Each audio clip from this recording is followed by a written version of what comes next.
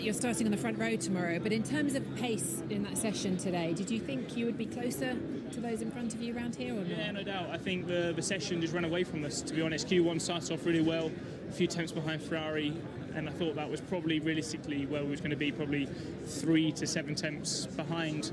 To end at 1.4 was a bit shocking. Q3 was a bit of a mess, and then we took a risk at the end just to stay, not take a new set of tyres to save it for tomorrow. So glad that Lando or Fernando didn't jump us, because obviously that was the fight for second place on the grid tomorrow. So I'm not too disappointed, but for our overall learning, it's a bit of a shame that we were so far off the pace.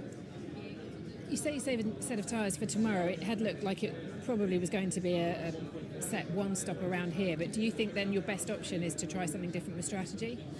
I think we need to focus on ourselves, to be honest. I think we've seen probably last week and in Budapest that when we're trying to fight with cars that are ultimately faster than us, we end up just compromising our overall result. So I think I'd like to think we could fight with Charles. I think fighting with Max is going to be no chance. They're far quicker than us.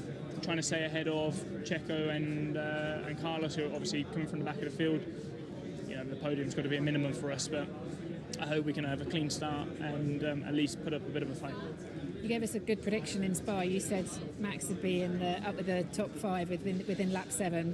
Where do you think he's going to come onto the back of you tomorrow? I mean, it looks like he'll start P4 or P5 or something, because even though he's got his penalty, the people in front of him have got penalties. Oh, really? So he moves up again. He's only got 5 place penalty. So even though he should be 7th, he'll probably end up 4th or 5th. I know. Yeah, I didn't realise. Okay. I think because obviously Lewis and Carlos will move back as well. You see, they'll move further back. So. Okay. Yeah, I don't really understand how all of that works really, but you know, we're not really too focused on him, because doesn't matter what he does and what they do, they will finish ahead of us ultimately. But yeah, he'll probably be in the lead after 15 laps maybe.